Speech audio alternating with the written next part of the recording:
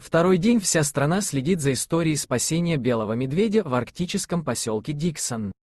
О звере, у которого в пасти застряла банка сгущенки, стало известно 20 июля, тогда он сам вышел к людям за помощью, не сумев освободиться самостоятельно. Рассказываем, как прошла операция по спасению, как Мишка попал в такую беду и как могут развиваться события в дальнейшем. Про историю с молодой белой медведицей стало известно утром 20 июля. Фотографии и видео зверя с застрявшей во рту металлической банкой из-под сгущенки опубликовала у себя в телеграм-канале руководитель Росприроднадзора Светлана Родионова. По ее словам, Мишка сам пришел к людям за помощью в поселок Диксон на севере Красноярского края. Надо спасать краснокнижное животное, которое находится на грани смерти. Срочно собираем заседание рабочей группы, написала она. В тот же день московский зоопарк направил в регион ветеринарного врача, однако добраться до места происшествия удалось не сразу.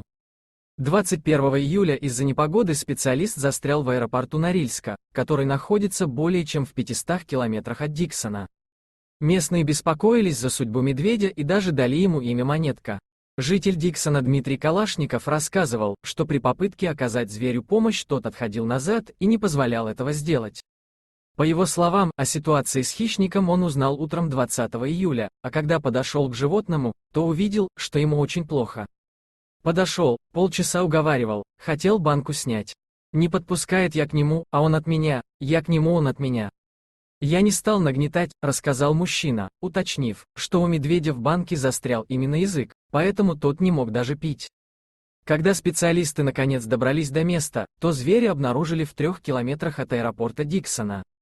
Удалось погрузить его в сон с первого выстрела. Буквально в течение 10 минут животное было обездвижено, а банка успешно удалена, сказала Родионова, добавив, что зверь оказался молодой медведицей весом 80-90 килограммов. Калашников рассказал, что к медведю они с ветеринаром пошли пешком. Она лежала на том же месте, где и была. Подошли на 10 метров, я ее отвлек, чтобы она в реку не прыгнула. Она на меня, а он, врач, ей в ногу выстрелил, для погружения в сон, сказал житель. Медведица прошла 50 метров и легла, после чего врач разжал консервную банку. Язык порезан, но жить будет. Хуже думали, будет он у нее сверху порезан, где прищемило.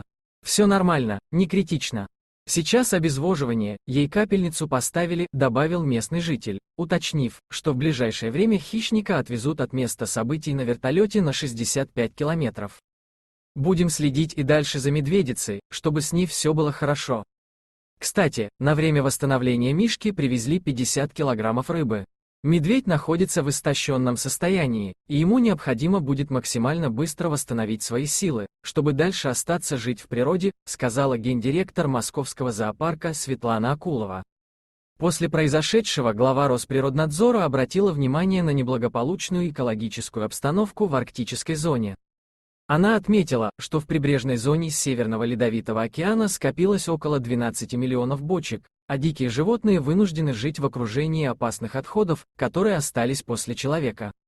Родионова добавила, что решением проблемы сейчас занимается правительство, которое объявило генеральную уборку. Однако на то, чтобы очистить север, уйдет несколько лет, заключила глава ведомства. Замдиректора по научной работе ФГБУ «Заповедное Прибайкалье» Светлана Бабина также считает, что в происшествии с белым медведем виноваты негативные факторы влияния человека на зверей.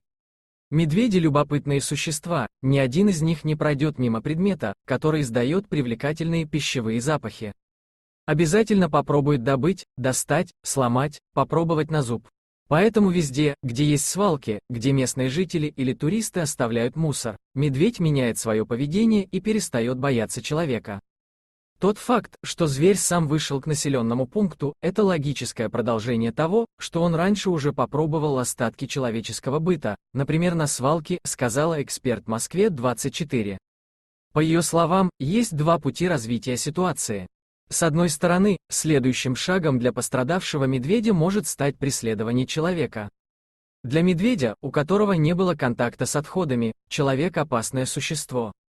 А если контакт уже был, то хищник ассоциирует запах пищи и человека, который фактически становится источником питания, отметила она. Этот зверь адаптирован к дикой природе, потому что он в ней родился и вырос. Однако контакт с человеком может навсегда наложить на него отпечаток. Медведь будет приходить к людям за кормом, особенно если его покормят. 100 километров для этого зверя небольшое расстояние. С другой стороны, специалист допустила, что молодой медведь впредь может избегать людей, если это был его первый контакт с человеком и до злополучной банки сгущенки он не успел вдоволь наесться пищевых отходов. Специалист отметила, что операция по спасению зверя была связана с повышенным риском. Зверь в стрессовом состоянии, мучается. Животное голодное и раздраженное, что может спровоцировать его на агрессивное поведение. Несмотря на бедственное положение, у него остаются в ходу лапы и когти, добавила эксперт. При этом на вопрос, сколько времени у медведя уйдет на восстановление, она затруднилась ответить, так как неясно, насколько долго краснокнижное животное голодало. Спасибо за просмотр. Если вам понравился видеоролик, то подпишитесь на наш канал, а также поделитесь этим видеороликом со своими друзьями и знакомыми.